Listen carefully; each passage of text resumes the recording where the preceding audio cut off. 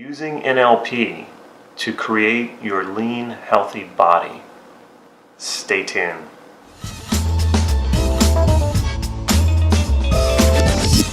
This is Damon from NLP Gym. Rock a lean and healthy body using NLP.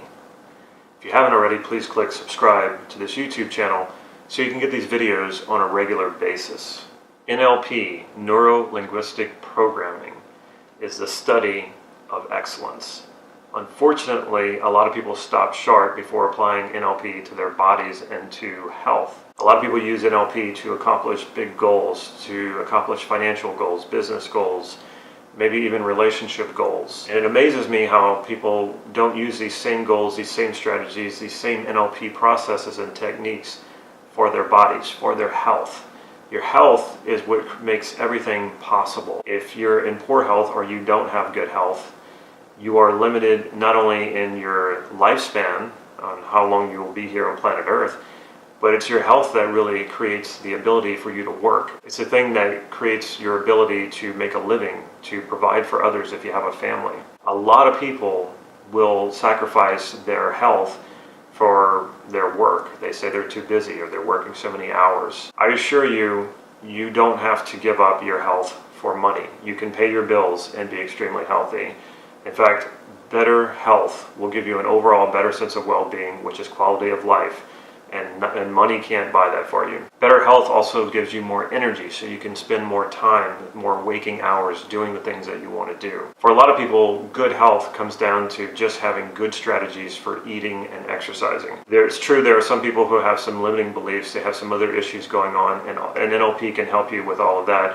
I'm just going to focus on those strategies, those very simple things that is easy to overlook, or just basic understandings that a lot of people don't have, because it can be very confusing trying to navigate what is healthy and what is not when you see a bunch of the junk that they sell on TV and on the internet. Health has been an obsession of mine since I was a kid, and I don't really just have hobbies, I have obsessions. And health was one of them, and I'd periodically go through times where I became very obsessive or maybe less obsessive. Obsessing about my health was not just about finding all the best strategies and ways to be healthy and all the best exercises and diet plans. It was also about how do I do it in as little time as possible so that I can live a life. I'm not an athlete. I don't live to exercise. I don't live to eat food that doesn't taste good so it's healthy. I live to live. I want to live my life and at the same time be as healthy as I possibly can be. I've created an easy daily routine for myself that incorporates exercise and eating right. In a sense, that is a model, and NLP is based on modeling. So I'm going to give you some of my model, and you can basically take this on as your own model and try it out for yourself. First of all, you have to put health as one of your highest priorities. You have to put health as one of your highest values. It's easy to do when you really start looking at what your health does for you. Your health is responsible for much of your well-being. When you're exercising, when you're being healthy, when you're eating right, when you're at a good weight, you're going to physically feel good. It will release chemicals in your body that make you feel good and have an overall better sense of well-being. It's really hard to be depressed and to be exercising at the same time. Depressed people usually stop exercising or they never did exercise. And remember, your health is what creates everything. Your health is what makes everything else possible. It's what gives you your ability to make an income, to provide for others. So remember, health is super important. It's one of the most important things in your life. When you can see it that way, this other stuff is going to be a lot easier to do. An understanding you need to have is calories are fuel, but not all calories are created equal. You overconsume calories, even when you can consider healthy food. If you overconsume calories, you will do one of two things. You will store those calories on your body as fat. Or if you have a very high metabolism, you will make your body work harder because you have to oxidize these calories. So when you oxidize these calories and you burn them, you're still putting wear and tear on your body. If you don't burn them, you carry them as fat. What you're looking to do is keep your calories at a set amount so that you know that if you consume X amount of calories per day, your weight will be, say, Y. If you consume fewer calories, your weight will start to drop. If you consume more calories, your weight will go up. And if you have a high metabolism, you're just going to put wear and tear on your body. So you want to keep your calories at a set amount. Also, you're looking for nutrient-dense calories. For example, vegetables are nutrient-dense foods, meaning there are lots of nutrients in them. Nutrient-dense, the calories tend to be on the low side.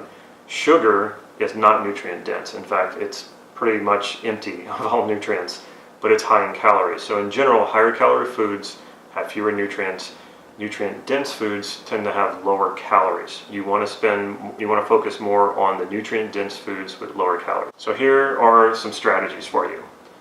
With technology, with modern technology, it's wonderful. You actually have apps that you can use to count your calories.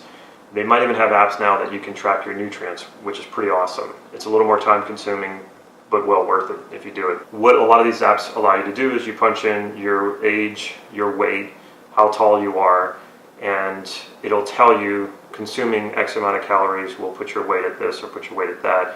And if you consume a certain amount of calories, a lot of times you can set the weight where you want what you want to weigh, and it'll tell you what amount of calories to eat per day. And as you eat throughout the day, you want to punch in what you eat so that it tracks your calories for you. I know this sounds like it's a bit time consuming. It's not as bad as it sounds. And no, you don't have to do this for the rest of your life. After a while, this will become second nature and you won't have to watch it so much. Another strategy, have at least one cheat day per week. So that's one day where you can go off your diet or you don't have to track your calories. Just don't overdo this. There was a time period when I was overweight and I would have that one cheat day and I would really overdo it on that one cheat day and I would actually gain back all the weight that I had lost for the past week just on that one cheat day. So be careful, don't overdo this. A cheat day just means you don't have to track your calories. You can splurge a little bit, you can have that dessert, you can have that slice of pizza that you really want to have throughout the whole week. I don't like to do one cheat day, I like to do 2 half cheat days. For me, if it all builds up on one day, it's much easier for me to go overboard with it. So remember, this is just a little bit of a splurge. This is not getting unreasonable about it. I'll pick 2 days, Wednesday and Friday, and half of those days each are going to be a cheat day, or half cheat day, which combines to make one cheat day. So in the morning on both of these days, I have a low-calorie, nutrient-dense protein shake. At lunch, I splurge a little bit, not too much, and at dinner, I splurge a little bit. And on these days, these are probably the days that I'm going to have a glass or 2 of wine. So this makes it easier for me. This might not make it easier for you, but in general, for me, splitting up my cheat day into 2 half cheat days throughout the week just makes it easier for me. Find what works for you. Weigh yourself every morning before you eat anything or before you drink anything, except the day after a cheat day. If you weigh yourself the day after a cheat day, you're just going to feel bad about yourself. That cheat day is there so that you can splurge a little bit, and you're going to weigh a little bit more the next day, and a lot of times it's just retaining water, so don't worry about that. Don't weigh yourself even after a half cheat day. Let that go. But all the other days, make sure you're weighing yourself. The scale doesn't lie, and in most cases, weighing less is healthier. In some cases you can lose weight and it's not healthy, but if you're tracking your calories, you're eating nutrient-dense foods, and you're losing weight, it's probably the right kind of weight. Weighing yourself every day is a way of tracking. It's a way of knowing that you're going down the right path, and it will keep you honest. Some days, for no reasonable explanation, you might weigh a little bit more because you're retaining water or something like that. It's nothing to get too worried about. Just in general, you want to see that you're going down that path of losing weight gradually. I don't even track my calories anymore, but I do weigh myself every day because that just lets me know if I'm not being as conscious about my portion size and about what I'm eating and how much I'm exercising. It's really what keeps me honest. So weigh yourself almost every day, just not after cheat days. Balance out your macronutrients. Macronutrients are your carbohydrates, your protein, and your fats. We've heard over the years, oh, you should eat more protein, or oh, you should eat more carbohydrates, so now you need to eat more fat. Just start off balancing them, 30, 30, and 30, or 1/3 protein, 1/3 carbohydrate, 1/3 fat. Track your calories as you're doing this, lose the weight, and then you can start playing with the macronutrients. In the US, Americans tend to overeat carbohydrates.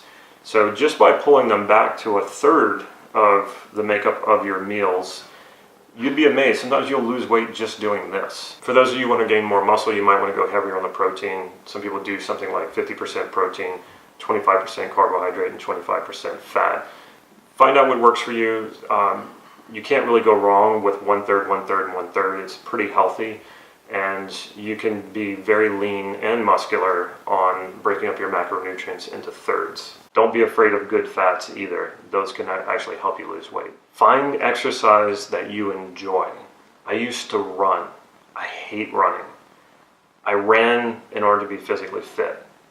And I thought that's just how it was going to be. That exercise was just going to suck, and I had to just do it, otherwise not be healthy.